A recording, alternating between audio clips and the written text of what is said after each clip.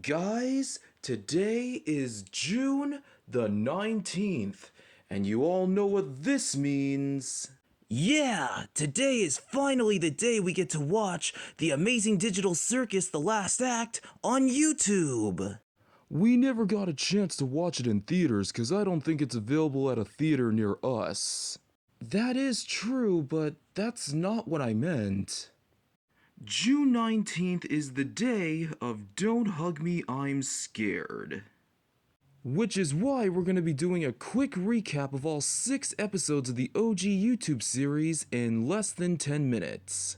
Because, funny story, our device's charger is quite a bit bruised. It's okay, Yellow, we'll ask the neighbors to buy another one. If we're gonna be role-playing the DHMIS characters, I am definitely gonna be playing as the duck guy, cause I'm a duck too. Good choice, Quincy, and me specifically, I'm playing as the yellow guy, cause I'm yellow too. Well, I guess that leaves me with the red guy with the long hair. Okay, let's start off with episode 1. Some talking notepad out of nowhere starts singing a song about getting creative. It's just a boring old orange. That sounds really boring. How do they get the idea? They just try to think creatively. Our beloved trio was having a blast of getting creative, but later on it gets way too crazy and dark. So let's all agree to never be creative again. Now on to episode 2, Time. We've only got 5 minutes until our show's on. That's not enough time. Then a talking clock appears out of nowhere and starts singing a song about time. Is it time already for me to take a bath?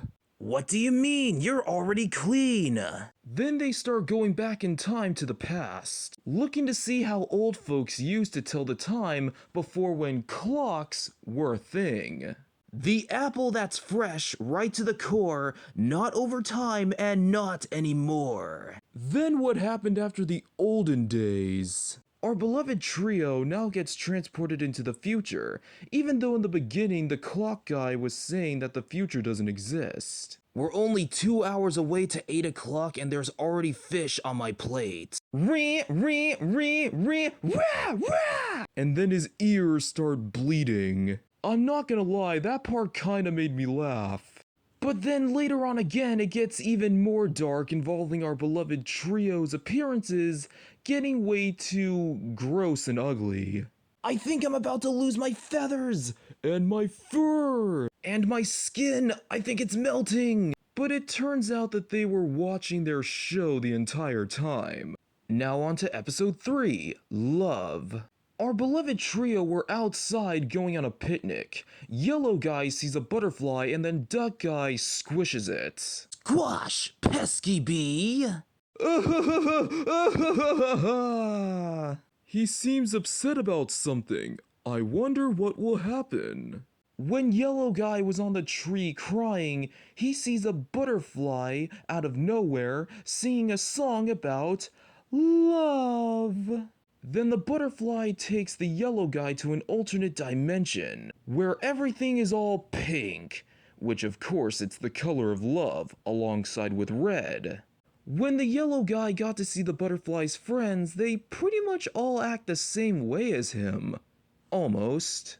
Don't forget about the story of Michael, the ugliest boy in town. Ugly and weak, they called him a freak, so he lived on his hole underground. I guess the world may never know who Michael's special one really is. Then we got to see the king of love known as Malcolm, who eats gravel. Make sure to feed him well, otherwise he'll get angry. Yeah, but it turns out that the butterfly and his friends were all holding the Yellow Guy hostage.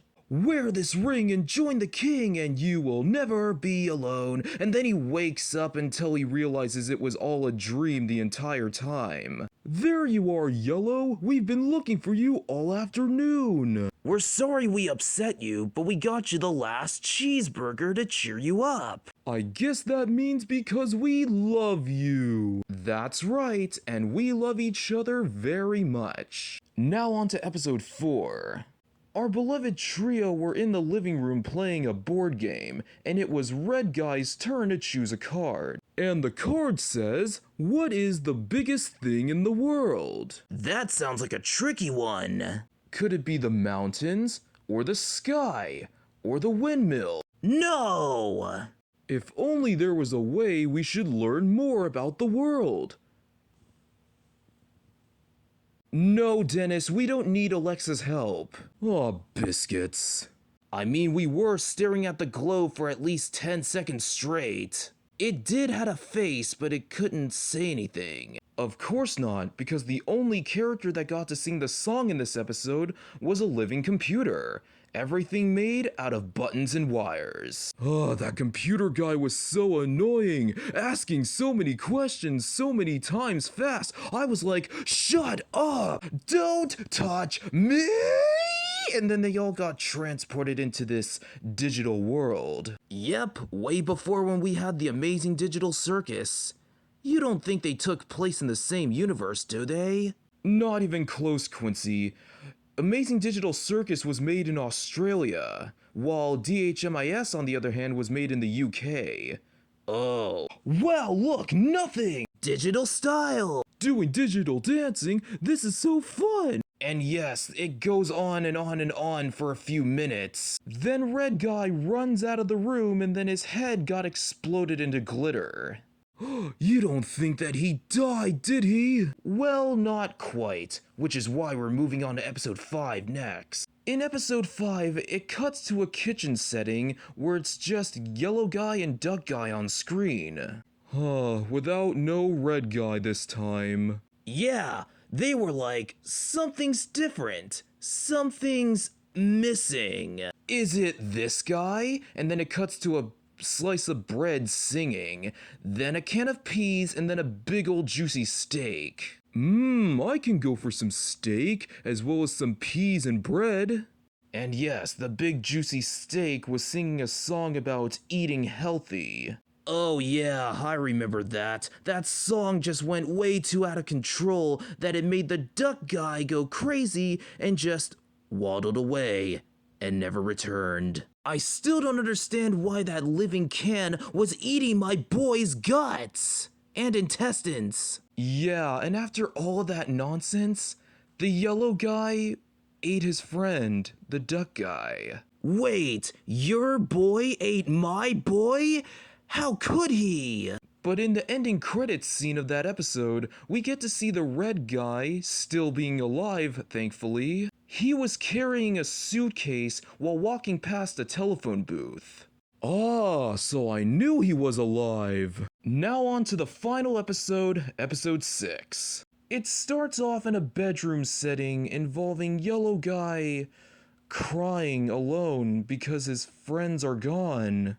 Yeah, it was a really sad beginning though. Good night, guys. I miss you. Oh, and that's where the talking lamp comes along and sings a song about dreams. No, I don't want to know. I don't want to know. No more songs. Then he wakes up and then the lamp guy comes back again and says somebody's having a bad dream, and then he was drowning in this black liquid. Then it cuts to the red guy in an office working with a bunch of other red guy clones. Oh, I love this part. I am a file and you put documents in me. There's no time for that, Dennis. We only got a minute left. Oh, right. Let's make this quick. Red guy sees a controlling room where he was pressing so many buttons that appeared many different characters from previous episodes. That is to say, cutbacks of cameos. Then red guy sees a cord that leads to this plug over there. I wonder what will happen. Then after when he unplugged it, everything went back to the way it always was. Except for the fact that the three main characters are in different colors. Then the calendar changes to June 20th. Then the notepad was singing the song again. The end!